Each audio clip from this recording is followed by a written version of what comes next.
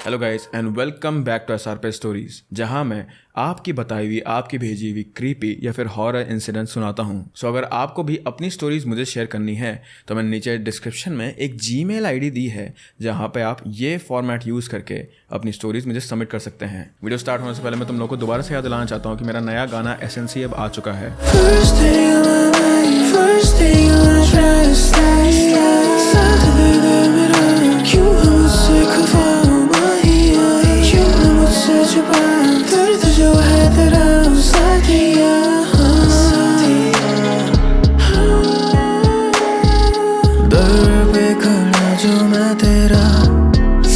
ये क्या मर्तबा है, मर्तबा ज़हन में चढ़ा है जो it is an army song, तो आई एम 100% श्योर कि तुम लोग को ये गाना पसंद आएगा। So please go listen to it.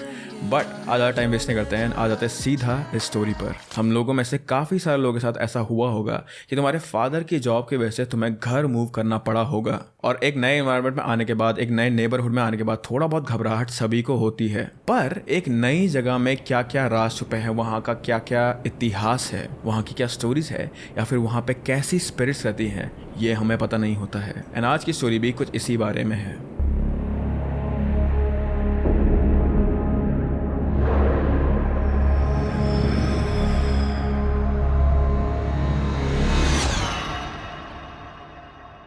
मेरा नाम कीर्ति है और मैं काठमांडू, नेपाल से बिलोंग करती हूँ।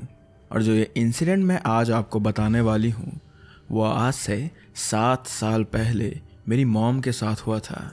मेरी फैमिली में मेरे डैड, मेरी मॉम और मैं ही हूँ। मेरे डैड नेपाल पुलिस में थे और अपनी जॉब की वजह से मोस्ट ऑफ द टाइम वो घर से बाहर ही रहते थे। अब क्योंकि डैड रेयरली ही घर आते थे, इसलिए मेरा ज़्यादातर टाइम मेरी मॉम के साथ ही निकलता था।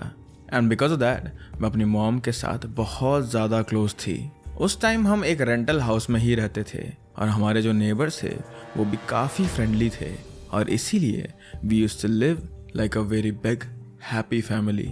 मेरी लाइफ घर और स्कूल दोनों में ही काफ़ी अच्छी गुजर रही थी।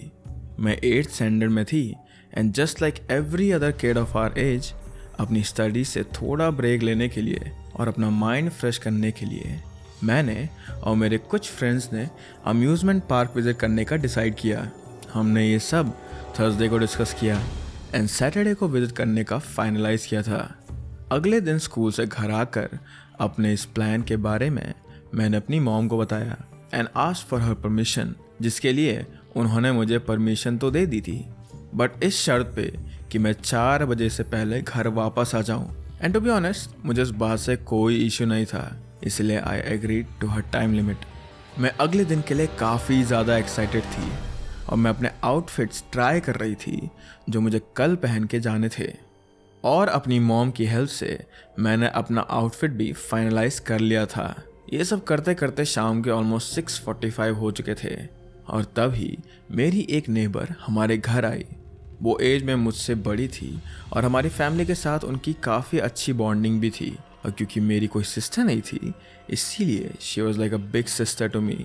वो हमारे घर के पास ही अपने बड़े भाई के साथ रहती थी और वो दोनों ही यूनिवर्सिटी में स्टूडेंट्स थे।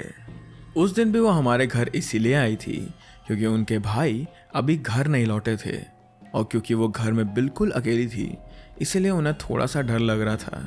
उन्होंने मेरी मॉम से बोला कि उनके भाई को आने में 30 मिनट लगेंगे और उतनी देर के लिए वो मुझे अपने घर ले जाना चाहती थी, और जैसे ही उनके भाई घर आ जाएंगे वो मुझे वापस घर भेज देंगी। अब क्योंकि मैं उनके घर पहले भी जाती रहती थी इसीलिए मेरी मॉम ने मुझे उनके साथ जाने की परमिशन दे दी।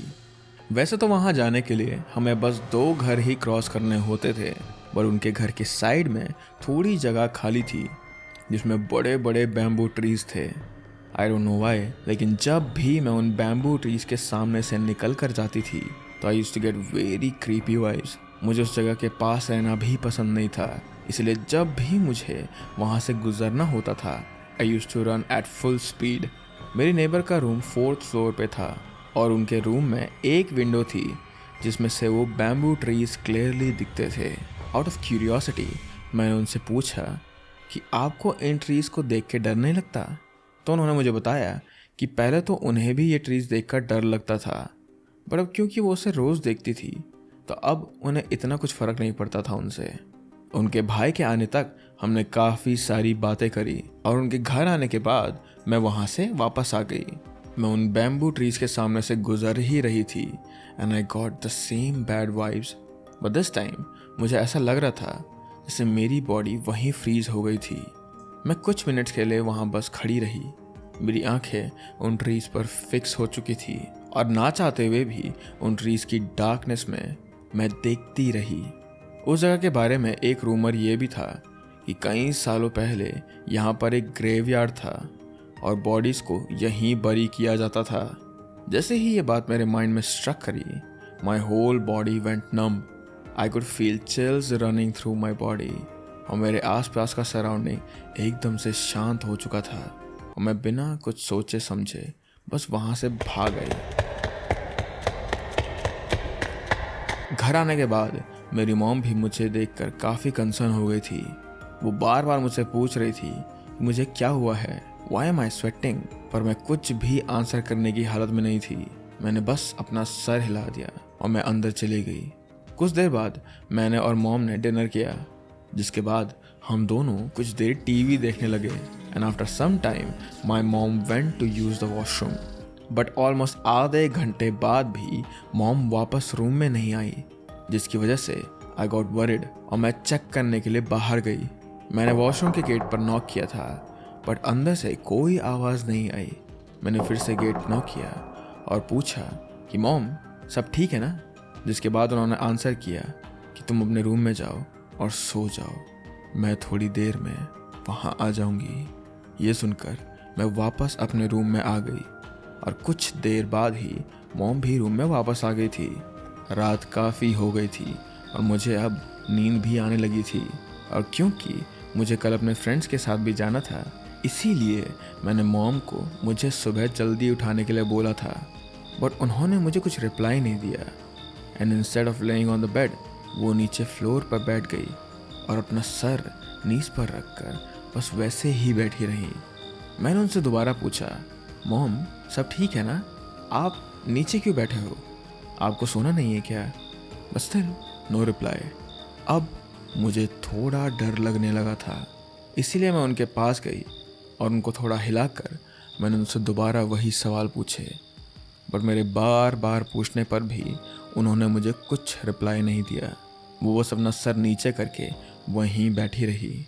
इतनी बार पूछने पर भी जब मॉम कुछ भी आंसर नहीं कर रही थी, तब मैंने थोड़ा पानी लेके उनके सर पर डाल दिया एंड नाउ फाइनली उन्होंने अपना सर ऊपर कर लिया था। बट होश में आते ही वो ज़ोर ज़ोर से रोने लगी। अपनी मॉम को इस हालत में देखकर मैं बहुत ज़्यादा पैनिक कर रही थी और बस रोए जा रही थी। मैंने उनसे फिर पूछा कि आपको क्या हुआ है, एंड अकॉर्डिंग टू हर उन्हें भी नहीं पता था कि उनके साथ हो क्या रहा है। वो बस रोए जा रही थी और उन्होंने बताया कि जब वो बाथरूम में थी तो उन्हें ऐसा लगा जैसे समथिंग वेंट इनसाइड हर बॉडी। ये सुनने के बाद मुझे समझ ही नहीं आ रहा था कि मुझे क्या करना चाहिए।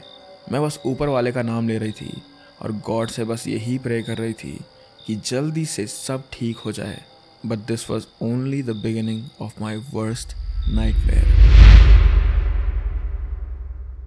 मैं अपने घर के मंदिर से एक दिया और कुछ भगवान की फ़ोटोज़ लेकर आई। मैंने वो दिया वहीं मॉम के पास जलाया और उन फोटोज़ को उनके माथे पर रख दिया जिससे वो थोड़ा काम हो जाए, और ऐसा कुछ भी नहीं हुआ और चीज़ें बस यहाँ से और ज़्यादा वर्स होती चली गई।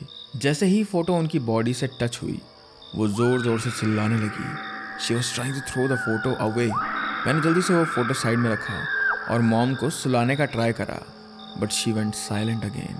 पर इस बार वो बैठी हुई थी और वो बस मुझे देखे जा रही थी। वो अपनी आंखें भी बंद नहीं कर रही थी and in just some seconds उनकी आइज़ पूरी तरह से वाइट होना स्टार्ट हो गई थी। उन्हें देखकर ऐसा लग रहा था जैसे कि उनकी आंखें पूरा ऊपर रोल हो गई हों। उस समय मेरे पास खुद का पर्सनल फ़ोन नहीं था और मैं अपनी मॉम का फ़ोन ही यूज़ करती थी। मैंने उनका फ़ोन बेड से उठाया and I started calling my neighbours and some close relatives. पर जैसे ही मैंने उनका नंबर डायल किया, मेरी मम्मी खड़ी हुई और उन्होंने मेरा गला दबाना स्टार्ट कर दिया। और जैसे ही ये हुआ उन्होंने झट से मेरे हाथ से उनका फ़ोन लेने का ट्राई करा। मुझे समझ नहीं आ रहा था कि वो मेरे साथ ये सब कुछ आखिर कर क्यों रही हैं, पर उस समय मेरे दिमाग में बस एक ही थॉट था कि मुझे खुद को सेफ रखना है।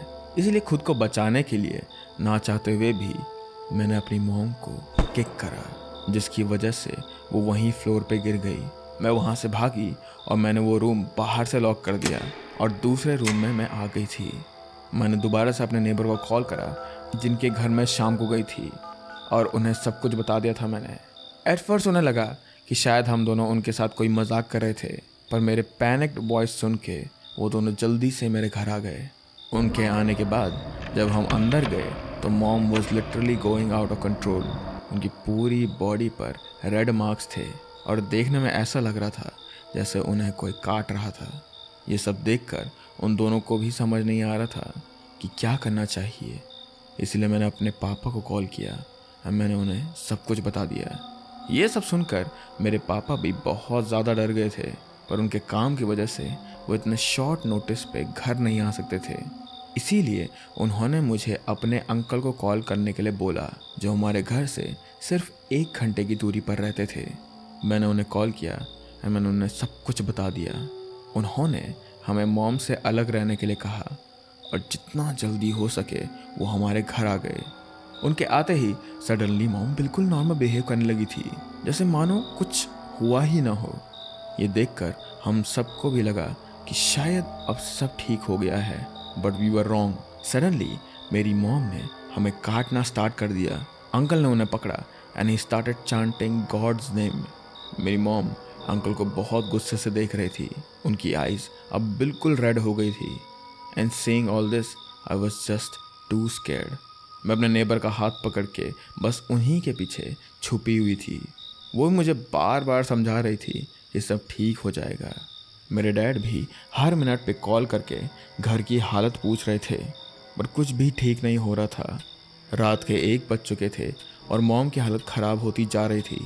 एंड सडनली वो एक बार फिर बिल्कुल शांत हो गई और रोने लगी। वो रोते रोते मेरे अंकल से कहने लगी कि मुझे वहाँ ले चलो, मुझे बस एक बार वहाँ जाना है। मेरे अंकल ने उनसे पूछा कि उन्हें किधर जाना था, टू विच शी रिप्लाइड कि मुझे वहाँ उन बैम्बू ट्रीज के पास जाना है। ये सुनकर मानो मेरी पूरी दुनिया ही हिल गई थी।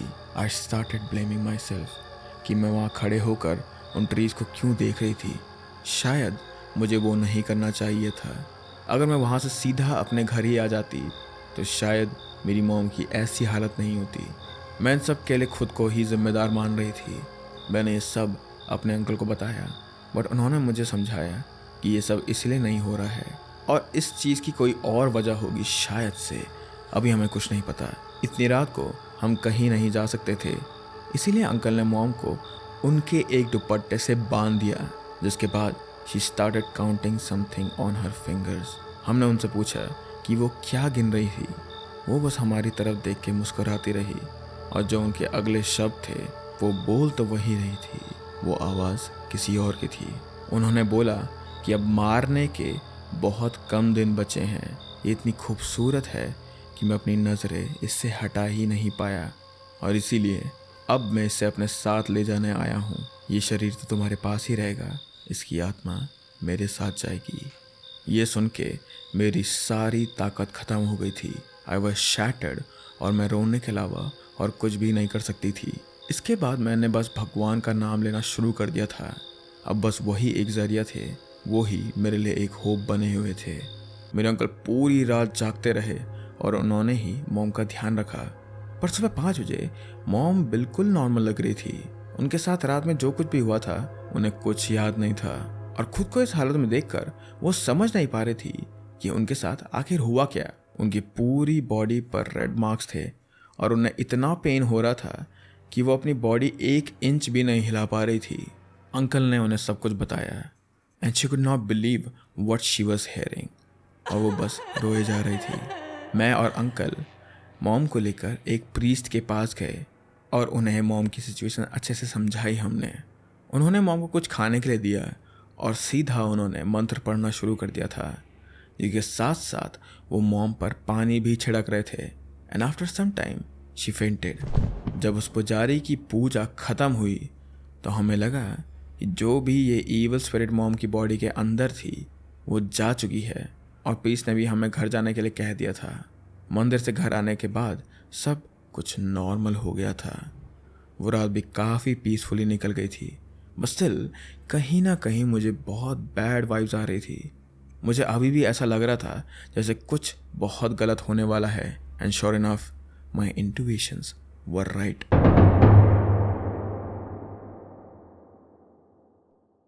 पूजा के अगले दिन मैंने पहले ही अपने नेबर से रात में मेरे साथ ही रुकने के लिए कह दिया था। रात के ऑलमोस्ट 8 बजे वही सब दोबारा से शुरू हो चुका था।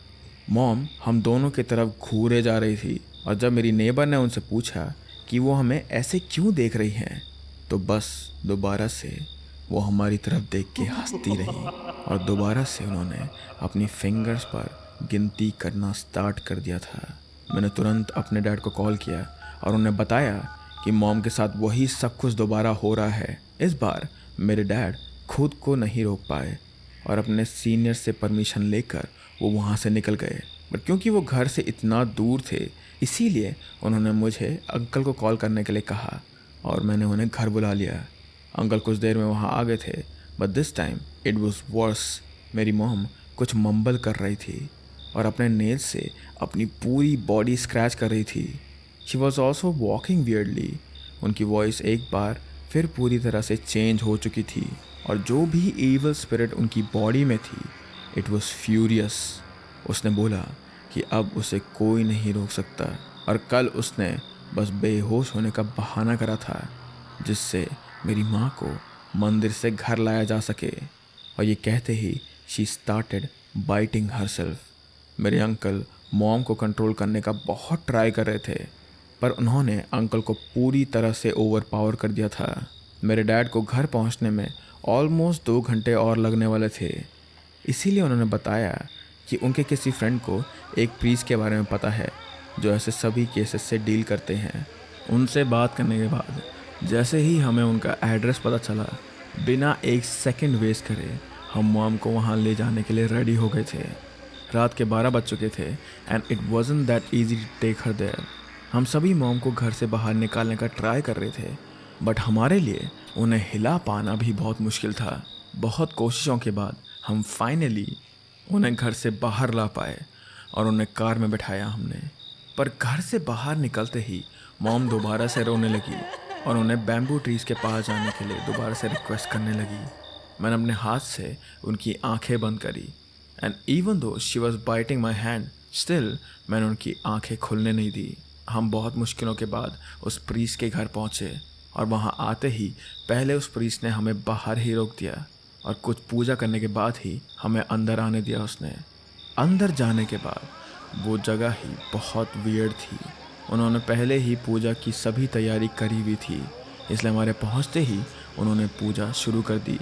जैसे ही प्रीस्ट ने मंत्र पढ़ना शुरू कर दिया, वैसे ही मॉम ज़ोर ज़ोर से चिल्लाने लगी। उनकी पूरी बॉडी रेड हो चुकी थी and her body was bending in pain. पूजा के बाद मॉम थोड़ा नॉर्मल बिहेव कर रही थी। उन्हें इतना पेन हो रहा था कि वो कुछ कर ही नहीं पा रही थी और बस रोते रोते वो मेरे पापा को बुला रही थी। सुबह के 3 बजे के आसपास मेरे पापा भी वहाँ पहुँच चुके थे और उन्हें देखते ही आई जस्ट लॉस्ट इट। उन्होंने मुझे और मॉम को हक किया and assured us that he is here और अब सब ठीक हो जाएगा। पूजा के ऑलमोस्ट 15 या 20 मिनट बाद मॉम बाहर जाने के लिए रिक्वेस्ट करने लगी, बट प्रीस्ट ने हमें स्ट्रिक्टली मना कर दिया to not take her anywhere, क्योंकि अभी भी वो ईवल स्पिरिट यहीं है और यहाँ से बाहर जाते ही उन्हें वो दोबारा अफेक्ट कर सकती है। जैसे ही मॉम को ये पता चला कि उन्हें बाहर नहीं जाने दिया जाएगा, तो शी स्टार्टेड सेइंग कि उन्हें वॉशरूम जाना है एंड इट्स अर्जेंट। अब इस केस में हम उन्हें नहीं रोक सकते, इसीलिए डैड और वो प्रीस्ट मॉम के साथ गए। मॉम वॉशरूम गई और उनके बाहर आते ही ऐसा लगा जैसे कि कोई उनका गला दबा रहा था। शी वॉज सफोकेटिंग और देखने से लग रहा था कि जैसे कोई उन्हें ऊपर की तरफ खींच रहा हो। मेरे डैड ने मॉम को टाइटली पकड़ लिया था और प्रीस्ट ने जल्दी से उनके फोरहेड पर एक रुद्राक्ष रखा, जिसके बाद मॉम वहीं गिर के बेहोश हो गई थी। ये सब होने के बाद प्रीस्ट ने हमसे बोला कि हमें जल्दी ही एक बड़ी पूजा करनी होगी अगर हम अपनी मॉम को इस ईवल स्पिरिट से बचाना चाहते हैं तो उन्होंने हमें बताया कि ये काफ़ी पुराना और ताकतवर भूत है जो किसी भी हालत पे हमारी मॉम को उसके साथ ले जाना चाहता है। और उन्होंने ये भी बताया कि हमारे किसी रिलेटिव ने मेरी मॉम पर काला जादू करवाया है। उन्हें जान से मारने के लिए उस रिलेटिव ने किसी जानवर की बलि भी चढ़ाई है जिससे ये स्पिरिट वापस आई थी। हमने प्रीत से पूछा कि मॉम को बचाने के लिए हमें क्या करना चाहिए, तो उन्होंने बताया कि हमें कुछ दिनों के लिए अपने घर में पूजा हवन करना पड़ेगा। इसलिए हमने पूरा एक हफ्ते तक अपने घर में हवन कराया, जिसके बाद उस पंडित ने हमसे कहा कि हमें इस जगह जल्द ही छोड़ देनी चाहिए और कभी भी यहाँ दोबारा वापस नहीं आना चाहिए, क्योंकि वो स्पिरिट इतनी पावरफुल थी कि पूजा के बाद भी उसने सिर्फ मॉम की बॉडी को छोड़ा था, पर उस प्लेस पर वो अभी भी मौजूद था। इसीलिए पूजा के कुछ दिनों बाद ही हमने वहाँ से अपने अंकल के घर के पास शिफ्ट कर लिया और आज 7 सालों के बाद भी हम कभी उस जगह पर दोबारा नहीं गए। We have started our new journey और अब हम इस बारे में कभी बात भी नहीं करते हैं। हम सभी को उस रिलेटिव के बारे में भी पता लग चुका है जिसने ये सब करवाया था और अब हमारी फैमिली का उनसे कोई कनेक्शन नहीं है। My dad is retired from police now and even though mom के लिए काफ़ी ट्रॉमेटाइजिंग एक्सपीरियंस था ये, still she recovered from that and we are again a happy little family living a normal life.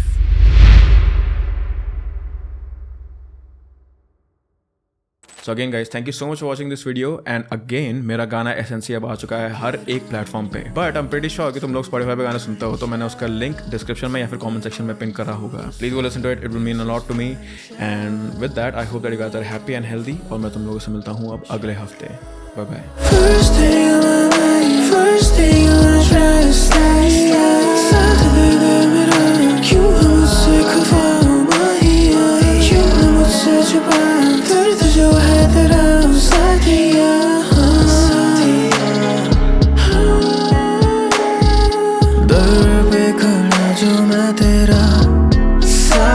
ये क्या मर्तबा है मर्तबा, ज़हन में चढ़ा है जो नशा।